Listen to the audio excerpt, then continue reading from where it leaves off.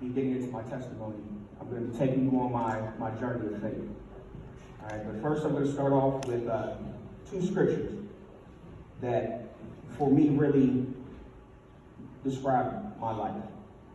First one is Mark chapter 4, verses 35 through 40, and it reads, "On that day when evening had come, he said to them, 'Let us go across to the other side.' And leaving the crowd, they took him with them on the boat, just as he was. And other boats were with them. And a great windstorm arose, and the waves were breaking into the boat, so that the boat was already filled. But he was in the stern asleep on the cushion. And they woke him and said to him, 'Teacher, do you not care that we are perishing?' And he awoke and rebuked the wind and said to the sea, 'Peace, be still.' And the wind ceased, and there was a great calm.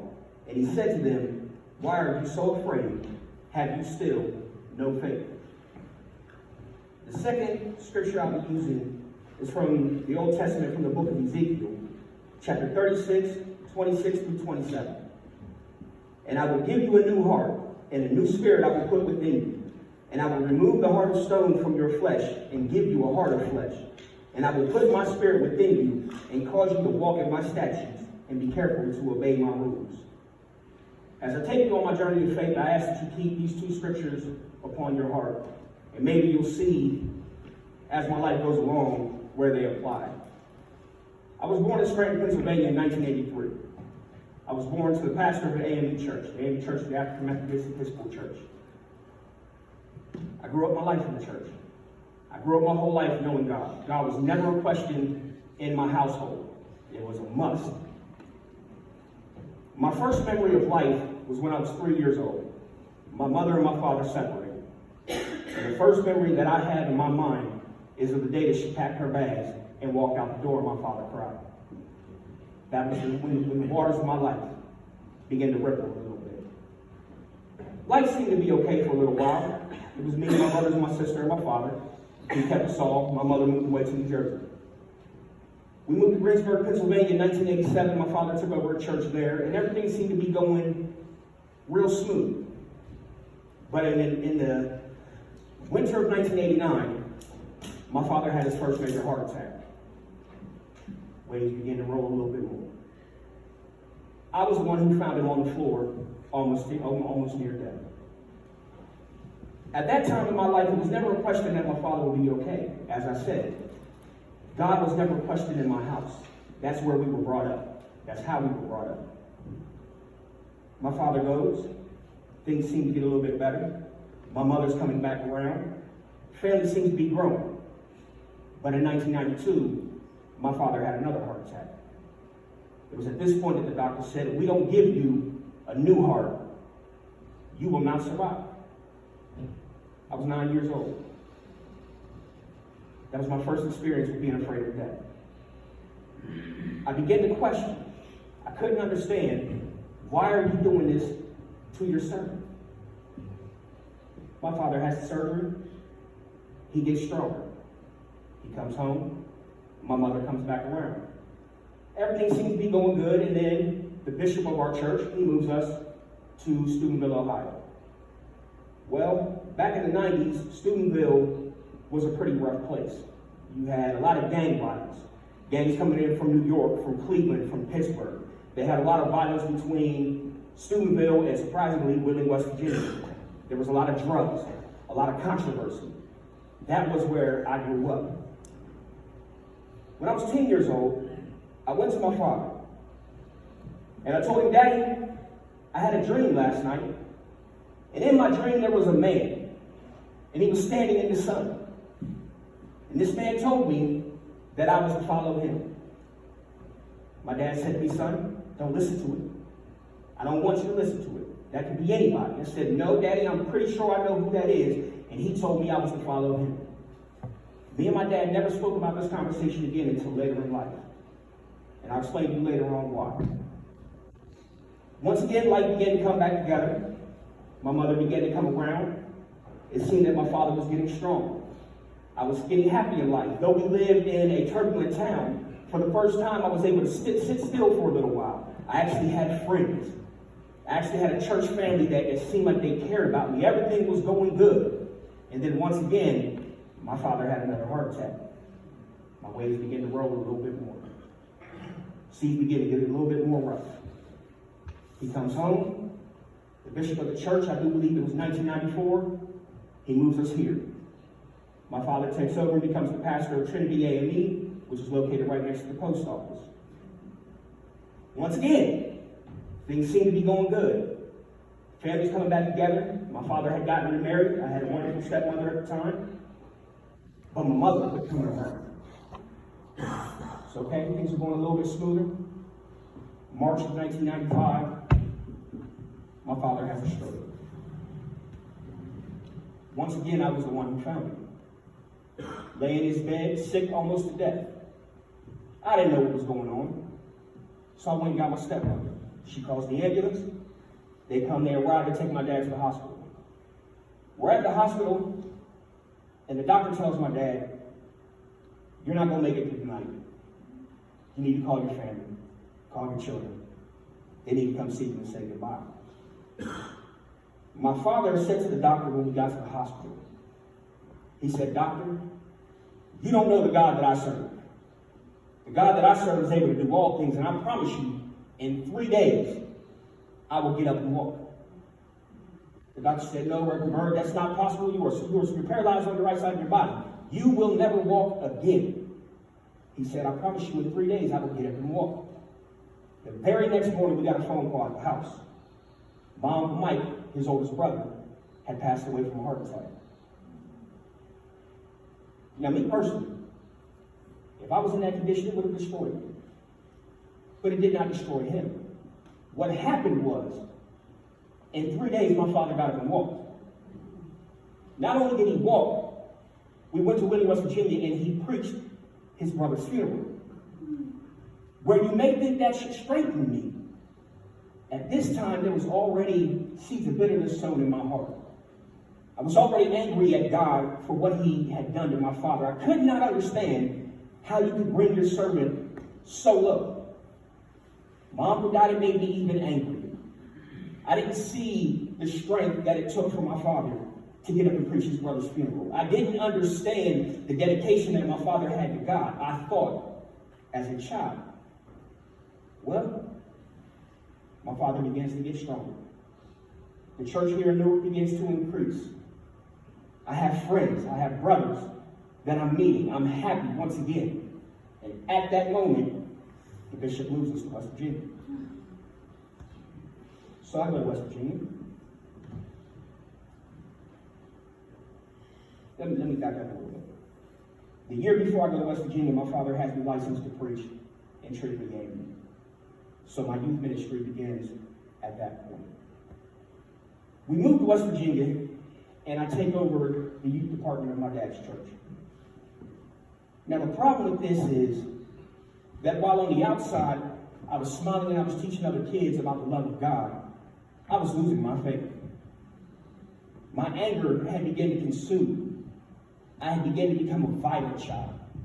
When I was in 9th grade, I ended up getting expelled from school because I took a gun to a football game and threatened to shoot certain people in the crowd. I was drawing farther and farther away from God.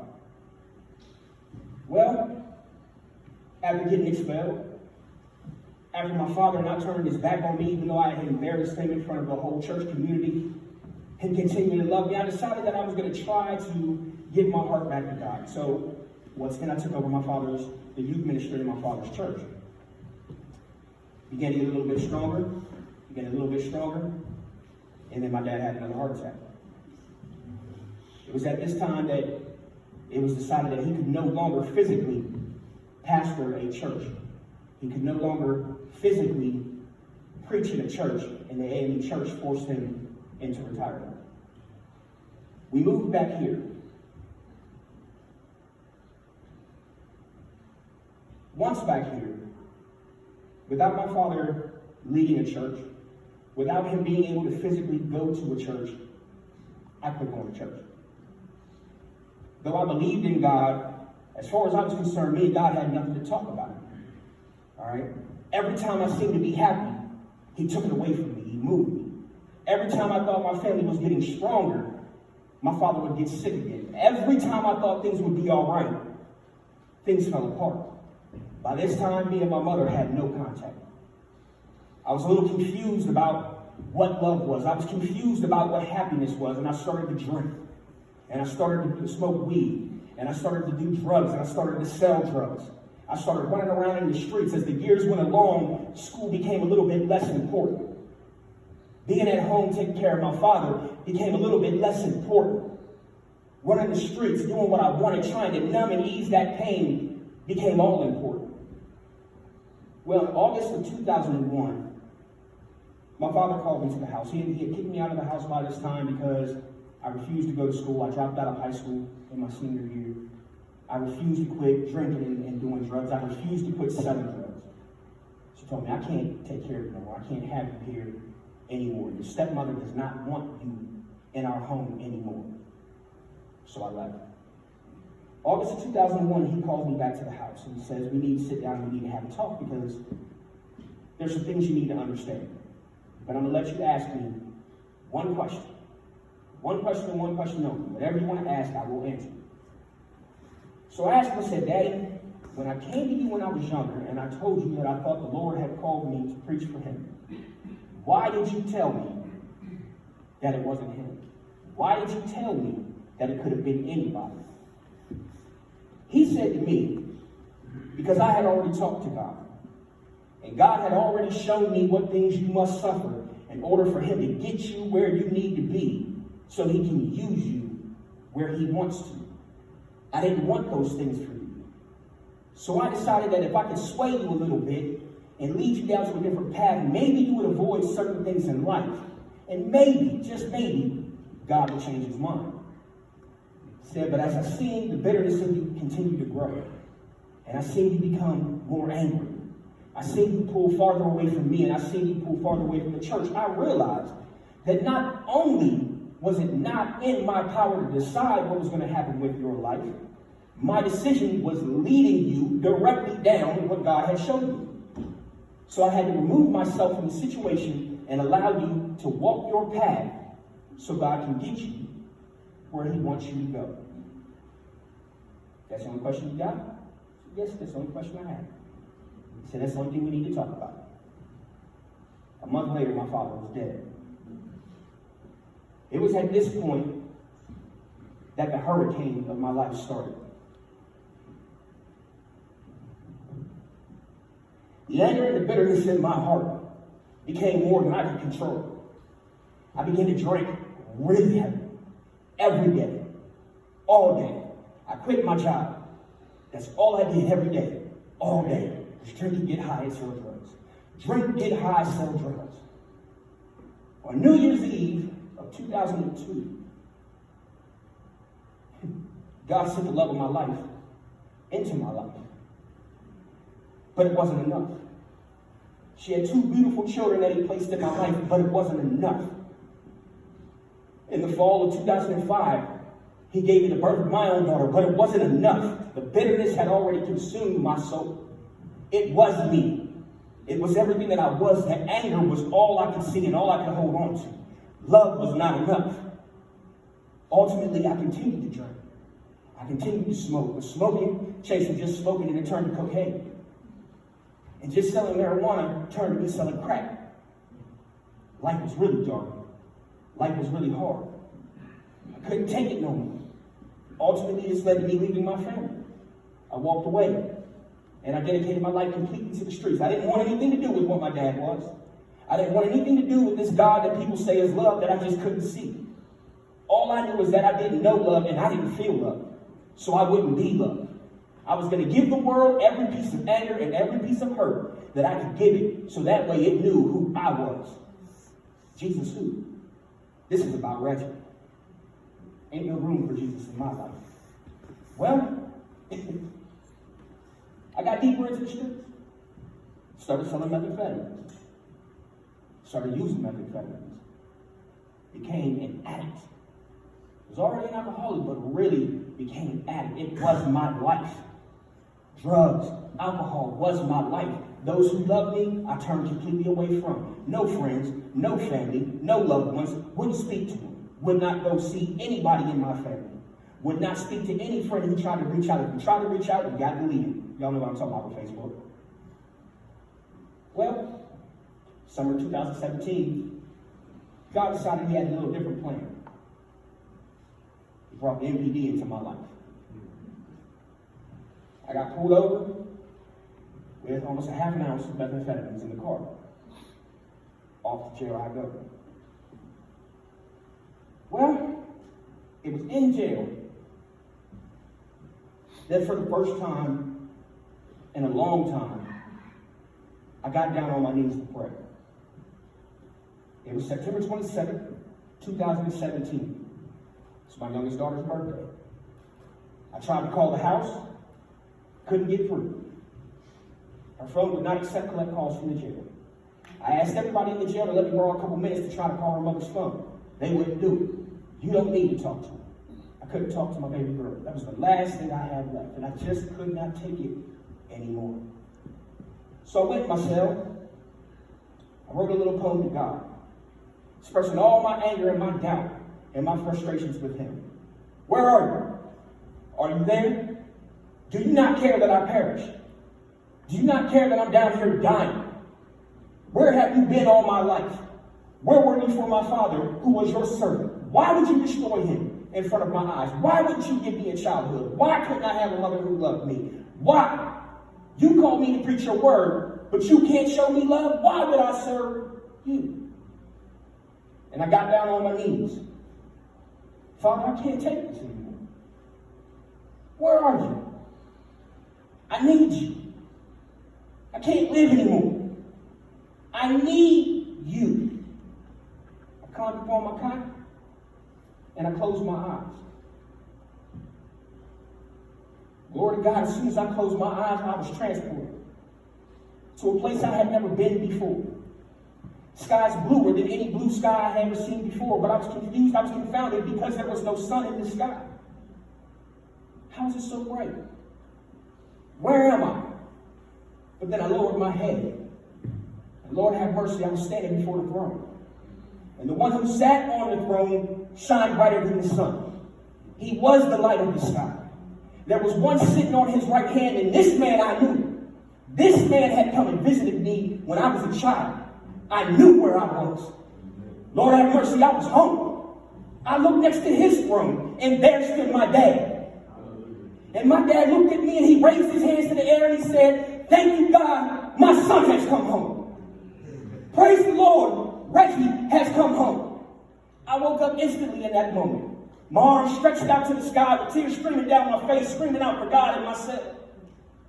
No sooner had I woke up, I was back asleep. But this time it was not just any sleep. It was the most peaceful sleep that I have ever had in my life.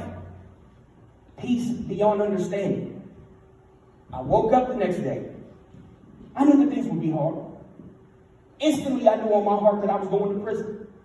I would not get away from the things that I had done. I would have to pay the punishment for the things that I had done.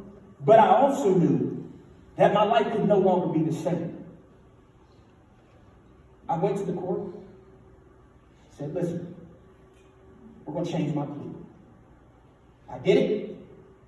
I'm guilty. I want to face my consequences." The judge sentenced me to 2 years. I get to prison. Okay. 2 years, I can do this. I got this. It's going to be all right. Well, they called me to the bars one day. And the CEO says, "Here you go." And it's an indictment from Franklin County. Okay, just a little F5. Another year, 3 years. I can do this. I go to Franklin County, I face the indictment, I come back. About a week after I'm back, the CEO comes to the bars again. Come here. Come to the bars. 2 more indictments from Lincoln County. Now I'm gone from having a 2-year sentence to facing a total of 9 years in prison. This I could not do. I went back to my rack and I sat there the rest of the day. I didn't speak to anybody. I didn't look at anybody. I just sat there with my head held up. That night I laid on my bed and I cried once again. Father, I cannot do this on my own. I don't have 9 years to give this place. I don't want this place to change me. I see where you want me, but I can't do that from inside of here. The next day they came to the cell block and they said, Rachel, you have a visit. I said, that's not possible. Nobody comes to see me. My family's not speaking to me. The rest of my family doesn't live in Ohio. Nobody's coming to see me. I don't have a visit. They said, your name is Otis Berg, right? Yes. Prisoner number A738745, right? Yes. You have a visitor. Go to the visitation room. I go to the visitation room. I don't know what's going on. Can't be anything good. I'm figuring somebody in my family's died or something. I walk into the visitation room, and there sits Miss Kristen Burkett. She says, listen, we know you have these indictments going, but we've been watching your progress since you got to prison. We know the work you're doing with the church in the prison. We know the work you're doing inside of this program. We see what you're doing, so this is what the judge decided to do. You put in the paperwork and he will grant you judicial release on your old charges. As for the new charges, he will put you on probation and allow you to get out. Because he's willing to give you this, Franklin County will follow suit. So instead of doing 9 years, you will have done 1.5, and you will be free. I took it.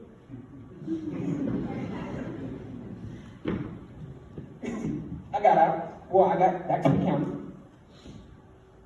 And they're coming to see me, and they're talking about judicial release, and they're talking about releasing me. And at the time, I had nowhere to go. Because though me and my family were back on speaking terms, there was no reason for them to trust me or want me around. They had heard from me before that I was going to change. They had seen me go a couple months being sober and then run right back to it. Why would they put themselves in that position? So the probation officer comes to me and she says, we're going to let you out. We're going to let you out on day reporting. Find somewhere to go. You'll be free within a week. I went to my cell and I prayed about it. And I prayed about it. I prayed about it. And the answer I got from God is, you're not ready to be free. So I went back to the probation officer and said, I can't do that. If you let me back out, I'm going to go back to the streets. I don't want to go back to the streets. I have a calling on my life. I want to do that. I can't go free. Are there any other options? So they sent me to the Spencer House. From the Spencer House, I ended up going down to the Vertical. And I met Brother Mojo. Now see, going into this, I was afraid to change. I was afraid of what life would be, what I would do, who would be around, who would have anything to do with me. I'm going to be bored. That's the thought on my mind. Without getting high, without running in the streets, without having friends or family, what am I going to do? God has a way, when you begin to follow his calling, of placing the people in your life that he intends to be a part of your life, and removing those that he doesn't. So I grew in the Spencer House. I began to continue to go down to the Vertical in fellowship with Brother Mojo. The Vertical was kind of like my church.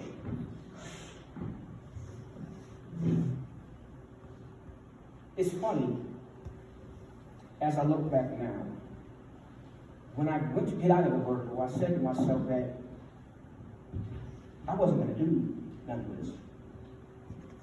I was going to follow my calling, my calling from God the way that I wanted to.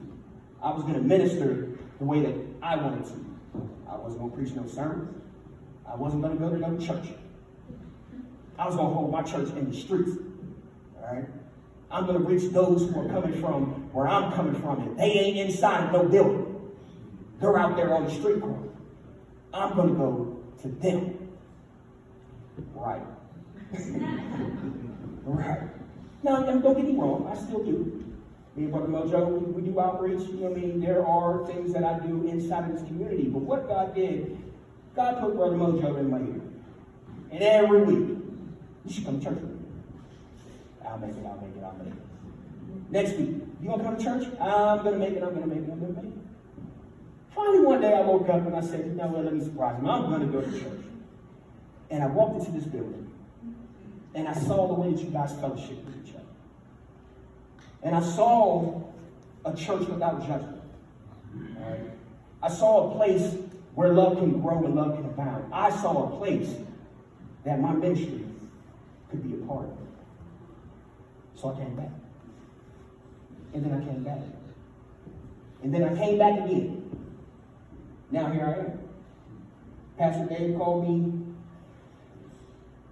first Thursday in December, right after Thanksgiving. Actually, it's a little before that. We went out to look at a house. And he had asked me when I knew that I was done with the life that I was living. And I told him about my experience with God while I was in that jail cell. From that moment that he asked me that, it had begun to be placed on my heart. It's time to preach. So when Pastor Dave called me, it was nothing but a simple thing to say yes. Response I got was, whew. I'm so nervous. I thought you wasn't going to want to do it. How could I say no? What God has called me to do, I have no choice but to do. The point of me giving you my testimony, of telling you my life, is to show that no matter what season in life you are in, God has a way to work it for his glory. No matter where you have been, no matter how much sin you have committed, no matter how fraudulent you have been in your faith to him, God has a way of using that for his purposes and his glory. No matter what you do in life or where you walk that you think you are in control of, God still has a master plan that will bring you back to him. All you must do is confess with your mouth that Jesus Christ is Lord and believe in your heart that he was raised from the dead, and you will be saved. That's what the book of Romans tells us is enough. It doesn't matter what you go through, who you're around, what influences this world gives to you. Once you give your heart to the Lord, you become a new creature in him. That's what we talk about being born again. All right? People say, well, how's this? For me, when I invited Christ back into my life, and I gave him my heart 100%, this is what I found. The things that used to hurt for me, all of a sudden, didn't hurt so much anymore.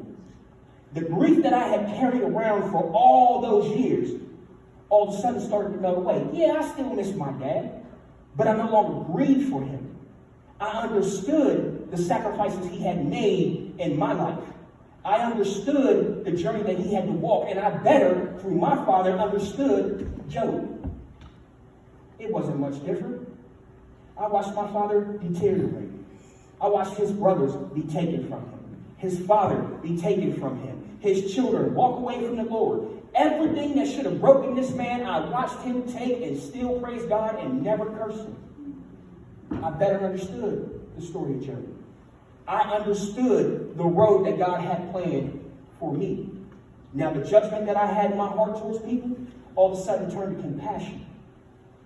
The hatred I had towards my mother all of a sudden turned to love and understanding. The anger that I had towards God all of a sudden turned to appreciation. Because how could I understand these things without the road you allowed me to travel? How can I give my life as a living testimony for your glory without the things that I had to go through? How can I lead my child in the right ways of this world without knowing what you wanted me to know? Now I can walk forward in the love of Christ. I can give my message to the addict who still suffers. I can give my message to my daughter as she grows up. And I can let her know that the things I know of love, the love that I can give to this world, the love that I can give to this community only comes because of the love that I know that Christ Jesus had for me. This is my message to you today, church. It doesn't matter what you're going through. It doesn't matter what your neighbor is going through. We are all still children of God. We all have a purpose. God has designed us for a specific reason that fits into his total plan of glory. We all have a place. Let no one tell you that you don't. Don't let the waves on the sea of your life take you away from Christ. All you have to do is ask him, do you not see that I perish? Reach out your hand. He'll pull you up out of the sea of sin. He will set you on your feet and send you down the path that he has planned for you. We are all special in his sight. We all have a purpose. no matter what you've gone through, where you come from, or where you want to go, God has a place that He intends for you to go. All you have to do is open up your heart to Him, and He will lead you where He wants you to be. I thank you.